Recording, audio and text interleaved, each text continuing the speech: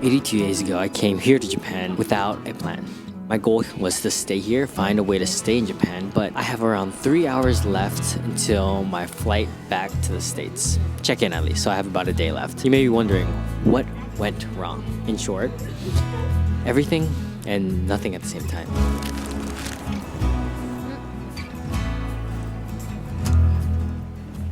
So what did I do here? I did have an offer, so that past interview actually did go well, but because the visa would take too long, they said best of luck. Out of everything that I did these past 2.5 months, all these crazy experiences, I think there's 2 things that I really learned. Oh, actually no, I learned 3 things. Now the first thing is that your passion doesn't necessarily mean your purpose. So if you kind of know my story, I came here to Japan to kind of pursue my passion in finding a creative job or doing some sort of creative work while doing freelance. And I kind of realized that we're actually looking for something else. A lot of times we're looking for our passion. It's something that we enjoy, but really we're looking for our purpose. I think that the reason why we are looking for our passion is because our passion or our talent is the best way we could fulfill our purpose. And our purpose is, to put it simply, to help others. A lot of times we're looking for something super far away. We're looking for this perfect job, but in reality, we could fulfill our purpose right where we are. You could be washing dishes, you could be serving somebody at a cafe, but what really matters is that, are you giving your all to help somebody right in front of you? And our passion is a way to fulfill our purpose.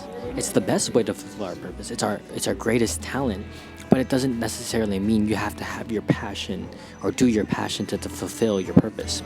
This whole time I've been looking for my passion, but really I was looking for my purpose. Now I've been focusing on not how can I find a job that helps me work on my passion, but rather how can I focus on where I'm at right now to fulfill my purpose. The second thing I learned is that a delay doesn't always mean a denial.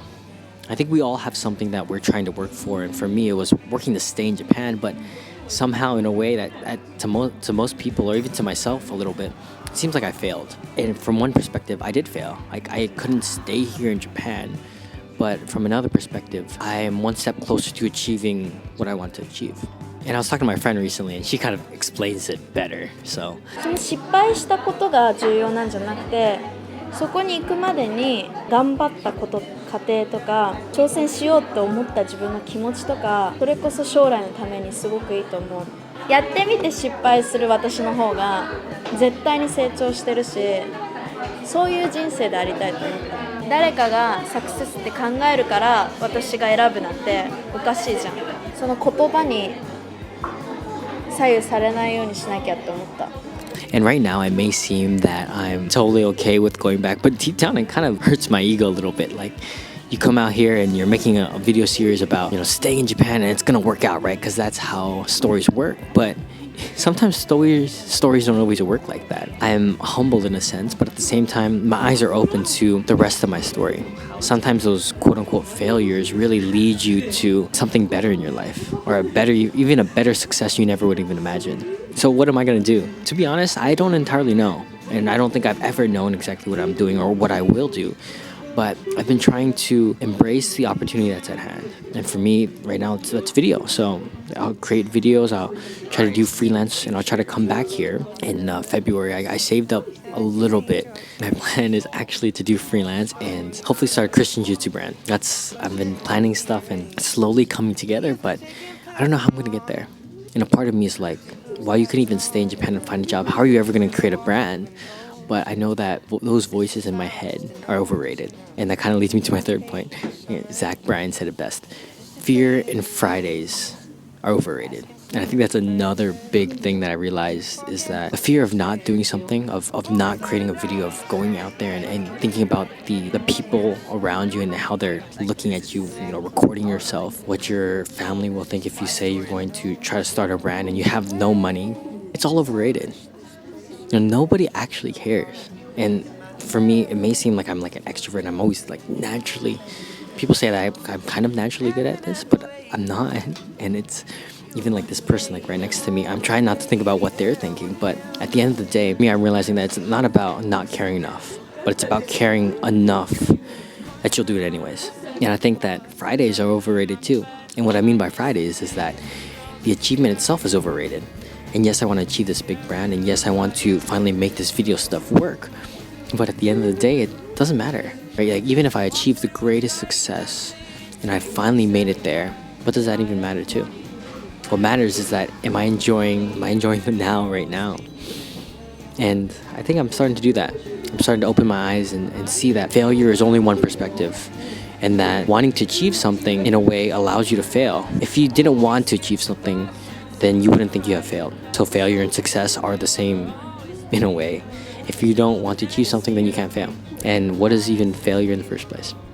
But anyways, to kind of sum this last couple months up, here you go. Fear and Fridays. I'd say I've seen some beautiful days. I've walked countless coastlines, awoken to mountaintops. I have seen death and birth and kissed good lips. I don't need a music machine telling me what a good story is. And matter of fact, I've never asked nothing from nobody. I've taken my motorbike down the Pacific 101, and I have stood atop the Empire State Building with my father. I've ridden the fear, although I was afraid every single time. I've learned that every waking moment is enough, and excess never leads to better things. It only piles and piles atop the things that are already abundantly in front of you, like breathing and chasing and slow dancing and love making, fighting and laughing. I am unhinged, unworthy, and distasteful to mostly everyone I meet. However, I am loyal to a fault to anyone I find kindness in. I do not and will not fear tomorrow, because I feel as though today has been enough. And I got no hate in my heart for anything, anywhere, or anyone. And I think Fear and Friday's got an awful lot in common. They're overdone and glorified and always leave you wanting.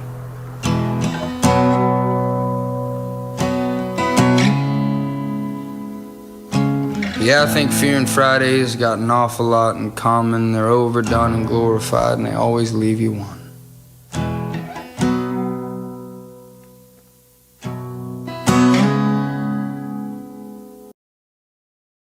This is just like kind of honest, raw thoughts. I feel like I failed, but at the same time, I don't feel like I failed. I'm excited.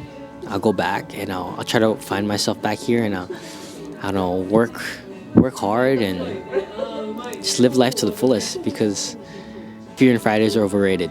They're both not doing something and doing something. They're both overrated, but what really matters is that are you living the life that you want to live? And I think I'm starting to now.